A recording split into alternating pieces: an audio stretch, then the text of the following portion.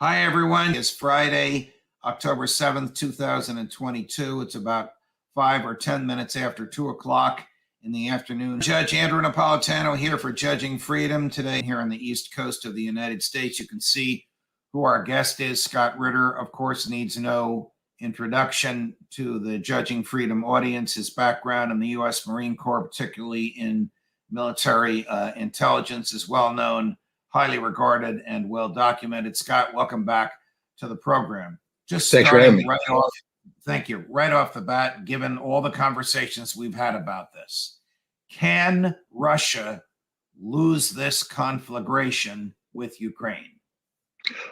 Anything's possible. I mean, if there's total corruption, total lack of competence, inability to mobilize, all the Russians wake up in the morning and forget how to walk. They could theoretically lose this, but as things currently stand, with the facts set currently available, no, Russia is going to win this conflict. As I've told you often, throw the calendar away. Russia doesn't operate based upon the artificial realities of time. They operate on the accomplishment of tasks. And as we, again, previously spoke, it was clear come September to the Russian authority, it was clear to me earlier that they had insufficient resources to accomplish the task. They are now in the process of accumulating those resources. And once they do that, they're going to finish the mission. That mission is demilitarization, denazification, destruction of the Ukrainian military, the elimination of the Zelensky regime, and pretty much the elimination of Ukraine as a modern nation state. I'm not gloating over this. It's not an outcome that I prefer. But as a professional intelligence analyst, if I were briefing the President of the United States on down, this would be the conclusion I would give them, and I would be able to articulate exactly why this is going to happen. All right, you said the elimination of Ukraine as an independent nation. Do you mean the destruction of the government, the total takeover of Ukraine, or do you mean the neutering of the government, so that it's no longer aligned with the West, but the only territory Russia wants is what it maintains has been Russian all along? There's a difference between the elimination of Ukraine as a nation state and Russian territorial acquisition. I personally believe that Russia will probably acquire 4 additional provinces or oblasts in Ukraine that are dominated by Russians today. That's Odessa, Nikolaev, Dnipropetrovsk, and Kharkov. None of that is key. No. Kyiv is separate. But the Russians have said that they will accomplish all of their stated objectives. Nothing has changed. One of their objectives is denazification. And President Putin, in his most recent speech announcing the mobilization, called the Zelensky government a Nazi regime. And I'm a simple Marine. Math isn't my forte, but 2 + 2 = 4. If you call the Zelensky government a Nazi regime and your policy is denazification, that means mission is not accomplished until the Zelensky government is removed. What does he mean? What does he mean by a Nazi regime? Is there a Holocaust against the Jews? What does he mean? There's a Holocaust against the Russians. There's a genocide against the Russians. The genocide's been ongoing since 2014, when the Ukrainian government forcefully evicted Viktor Yanukovych, the legally elected president of Ukraine, replaced him with a government that was dominated by right-wing people who embraced the ideology of Stepan Bandera, a Ukrainian nationalist who fought alongside Adolf Hitler in World War II, who killed tens of thousands of Jews, slaughtered hundreds of thousands of Russians and Ukrainian Poles. They passed laws banning Russian language, banning Russian culture, basically banning Russia. If you replace the term Russia from the existing Ukrainian laws and inserted Jew, you would have the same legal foundation as Nazi Germany in 1930s. Okay, let's get back to your observations about the Russian military. If you read mainstream media, big if you're concerned about the truth, you get the inescapable conclusion that Russia's army is no longer invincible. Is that a rational conclusion from what we've observed in Ukraine in the past 2 months? No, it's not a rational conclusion. The rational conclusion is that Russia had insufficient resources for the task. You can't have a 1,000-kilometer front manned by 30 to 60 men per kilometer, in some cases 15 men per kilometer. Russia didn't have enough men to accomplish the task, especially when NATO and the United States infused Ukraine with tens of billions of dollars of equipment, provided training, etc., allowing the Ukrainian military, which Russia largely destroyed over the course of the summer, to be reconstituted in a more modern, more capable form. But the Ukrainians have burned out their reserves. They've in the recent fighting, the Russian casualties probably high number in the high hundreds. The Ukrainian casualties, according to Ukraine themselves, are 20 to 50,000 dead and wounded. So how you turn this into a Russian defeat is beyond me. Is this effectively a de facto war of NATO and the U.S. versus Russia? Yeah, it's a proxy conflict. I mean, the one thing that's lacking is direct NATO American boots on the ground with American, well, there are guys wearing American flags, but officially wearing the American uniform fighting for the United States. But the bottom line is the army that Ukraine is wielding today is a NATO army. It's not a Ukrainian army. It's organized, trained, equipped by NATO. It receives instructions from NATO. It receives intelligence from NATO. The logistics are provided by NATO. It's a NATO military.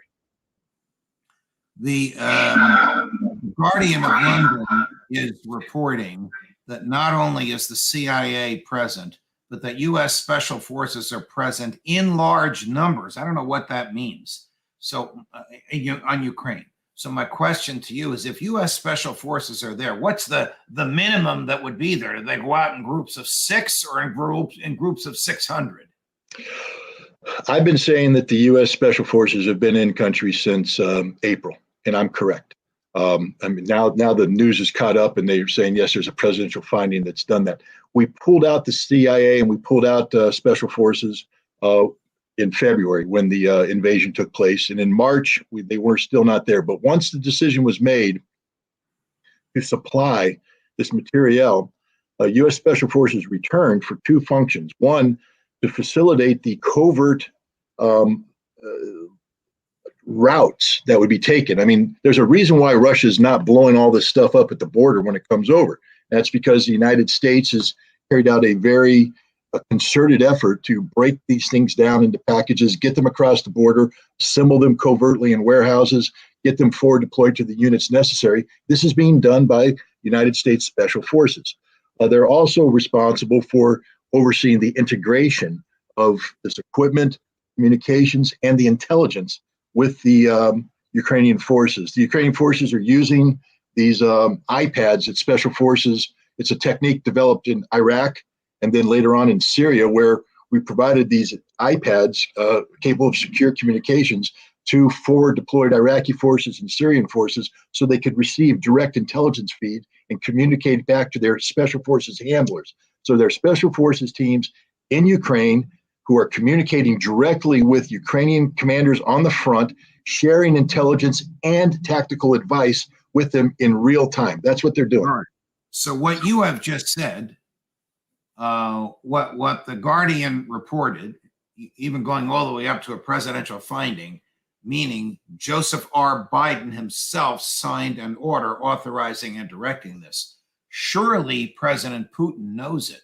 Why is it that no American has been injured, harmed, or captured? They're not even wearing uniforms, are they? I would hope they're not, but I don't know. Generally speaking, they don't. Generally speaking, even when Joint Special Operations goes in a situation like this, they'll be wearing civilian clothes, operating under some sort of cover, whether it be a contractor or some foreign cover. The Russians know this, and the Russians are actively targeting it. We don't know that we haven't suffered casualties. Generally speaking, in covert operations like this, when Americans die, it's reported as a training accident, or somehow it's hushed. We don't just acknowledge that an American died in Ukraine in a covert operation.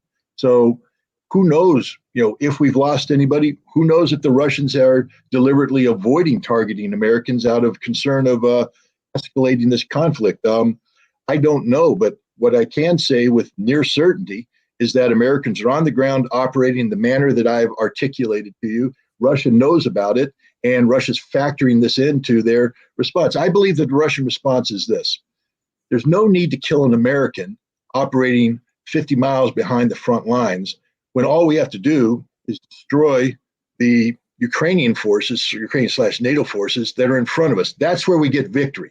We don't get victory by killing an American. We get victory by destroying the Ukrainian military. And I think the Russian focus is on that, not on scoring some political points by killing a JSOC or a CIA person somewhere in Ukraine.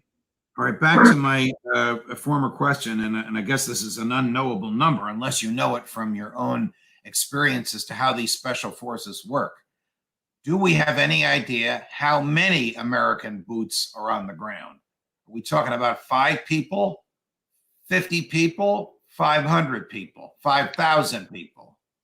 We don't know. Generally, something like this would be handed to, on a scope and scale of this, you might see a Delta squadron being given this task. That's 60 some odd people backed up by some JSOC assets. So you're probably looking at a couple hundred people operating in Poland and over the border. I don't imagine these guys stay long in Ukraine. I imagine they go in and out. The CIA could probably have another 50, 60 guys doing the same thing. Maybe the CIA staying a little bit longer. If this thing's really gone big, then we're going to bring in the Green Berets themselves, the guys who specialize in this kind of activity. They might be sheep dipped as CIA paramilitaries. I don't want to get into it, but there's a way to do that. And so, there's the potential of hundreds of Americans rotating in and out of Ukraine. Okay, you mentioned Poland. Not too long ago, the president of Poland made the statement that the Crimea is part of Ukraine and that a part of the military thrust should be to win back Crimea. As absurd as that sounds, but that's what he said. He's the popularly elected president of a NATO ally. So is the goal of the nationalists and the State Department to defend Ukraine or to retake territory for Ukraine? Neither. The goal of the United States, unfortunately for Ukraine, is to bleed Russia dry. And they'll do that to the last Ukrainian. They're not here to preserve Ukraine. They're not here to recapture Ukrainian territory. They're not here to sustain the existence of President Zelensky. We're simply willing to sacrifice Ukraine as a nation for the singular goal of inflicting harm on Russia. That's our goal and objective. I think Poland's frustrated by that because Poland's looking for a more decisive outcome. And I think other European nations are likewise looking for a more decisive outcome. They're not, because they live in Europe, they understand what it means for a European nation to, frankly speaking, disappear, because that's what's going to happen to Ukraine. So I think Poland is expressing its frustrations, articulating, but Poland is part of a 30-nation alliance where it's consensus driven. So the desires of Poland are irrelevant when it comes to the policies of NATO. You recently interviewed a formerly high-ranking Russian general who's now a member of the Russian Duma, their parliament, and who is either in President Putin's inner circle or close to it. So 2 questions. What does he say to you, or what did you learn from the interview, whether he said it or not, about the Russian military tactics and how they're perceived by military experts? And number 2, did you learn from him how stable or secure in his job and in his mortal life President Putin is? Either question first. Well, we'll start with Putin. Putin's 100% in charge, and he has extraordinary support amongst the Russian people, and he has extraordinary support amongst his inner circle. He's not under threat, under attack. He is stable. He's not in panic. This is purely a Western narrative that's part of a overall information warfare effort being run that includes mainstream media actively participating, designed to create the impression of an unstable Putin so that there could be what they call a Moscow Maidan, a repeat of the February 2014 revolution in Kiev that ousted Viktor Yanukovych. Right now, the policy of the United States and Ukraine is to try and facilitate a similar uprising in Moscow that could oust Putin. But this exists in fiction only. The reality is Putin is as strong as ever. Having said that, the general, now currently a parliamentarian, has voiced frustration with the special military operation. He feels that Russia went in too soft early on, that Russia should have gone in harder. He also feels that once it became clear that the Ukrainian government wasn't going to fold like a house of cards, that there was going to be a fight, that's the time Russia should have begun to mobilize, that this mobilization is coming late in the game. And as a result, it's resulted in some embarrassments for Russia. It's cost Russia some lives, but he's also confident that the mobilization will be seen through and that ultimately Russian forces will, as he said, reach the border with NATO, meaning this war doesn't end until Russian forces are staring Polish soldiers straight in the eyes right across that border checkpoint.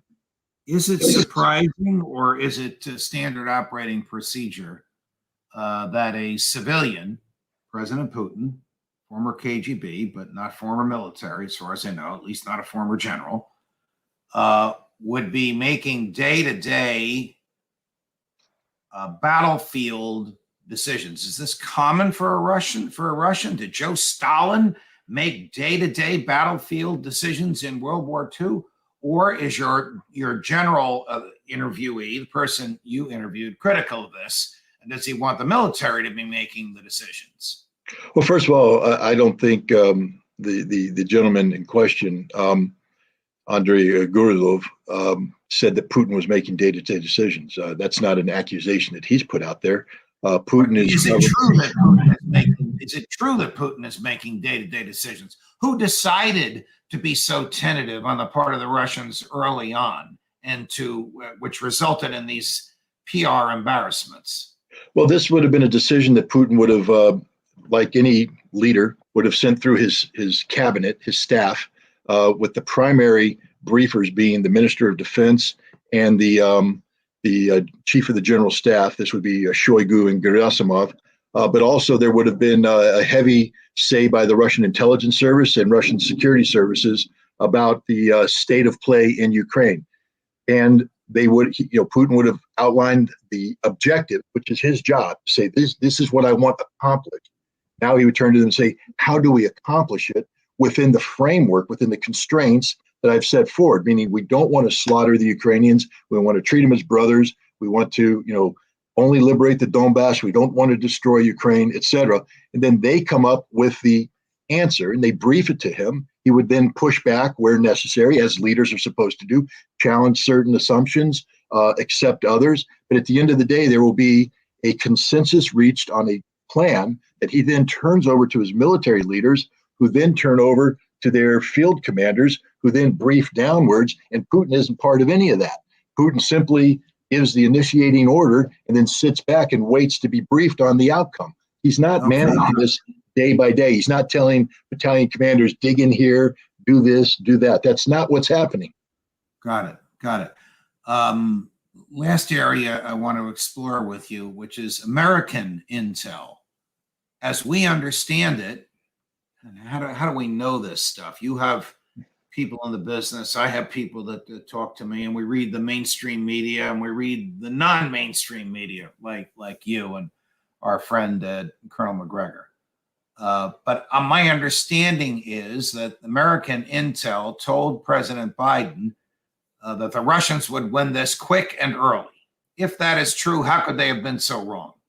Well, it's just American intel. Remember, General Miley briefed U.S. Congress in about a week or so before the conflict, the same thing. He said he thought Kiev would be taken within 72 hours. Yours truly wrote a tweet where I said this war would be over in a week or so. How did we get it wrong?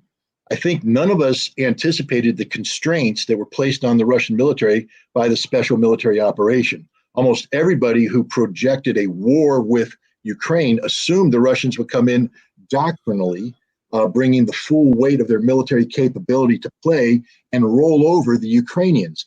One, that the Russians would operate doctrinally, and two, that the Ukrainians would not resist. We were wrong on both. We were wrong on how the Russians would proceed. And I think the Ukrainians shocked the living you-know-what out of everybody by putting up the fight they did. You have to give hats off to the Ukrainians. They fight like madmen. They're doing a good job. They're honoring their military service. They're losing, but that doesn't mean it's for a lack of trying. They didn't surrender as everybody thought they would. They didn't roll over and play dead. They stood up, they fought. And because the Russians came in soft, because I think the Russians had the same assumption everybody else did, that the Ukrainians were going to chew hoy and surrender. And when the Ukrainians didn't, it became clear to the Russians that they had insufficient forces to the task. And they've been playing catch up ever since. They had to go to a maneuver warfare scheme to try and shape the battlefield. Then phase 2 was to concentrate forces on the Donbass, which they were succeeding in grinding down the Ukrainians, killing and wounding over 100,000 of them. But then NATO kicks in with tens of billions of dollars, which was unexpected by anybody, changed the nature of the game, and now Russia's responding to it.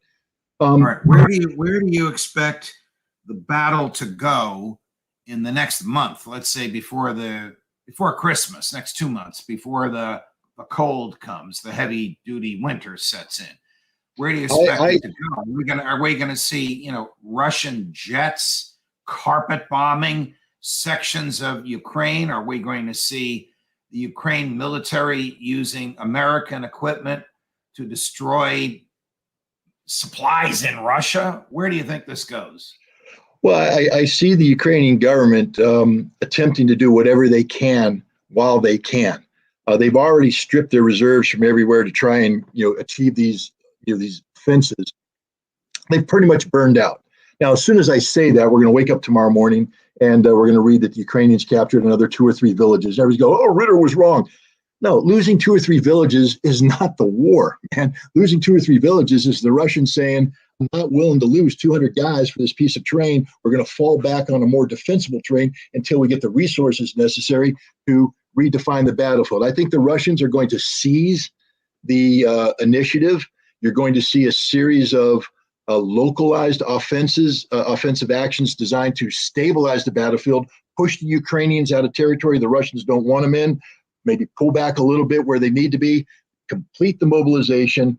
Everybody I've talked to says that Russia will not achieve full mobilization capacity until sometime in December. And at that point in time, then we're going to see Russia turn over to the offensive, and it's going to be a game-changing event, I believe. In the meantime, Russia will carry out a strategic air campaign, but that campaign has to be timed to the anticipated ground assault. You don't want to blow too many things up too early and give people a chance to repair. So I think we're going to see a slowly unfolding air campaign as the Russians build up their military power, and the Ukrainians are going to continue to try and achieve some sort of miraculous victory on the battlefield. They're burning themselves out. Tragically, tens of thousands of these brave Ukrainian soldiers and thousands of, I guess I can't call them cowards, but mercenaries who shouldn't be there, but are dying right now. They're getting slaughtered. I mean, there's stories coming out of what the Chechens did to a particular column that, I looked at the video, and if the video is accurate, anybody who thinks that Ukraine's winning this war, look at that video. They're not winning. Scott Ritter, much appreciate your analysis and your courage. Always a pleasure. We'll see you again soon. Thank you very much. Thanks, Judge. Judge Napolitano for Judging Freedom.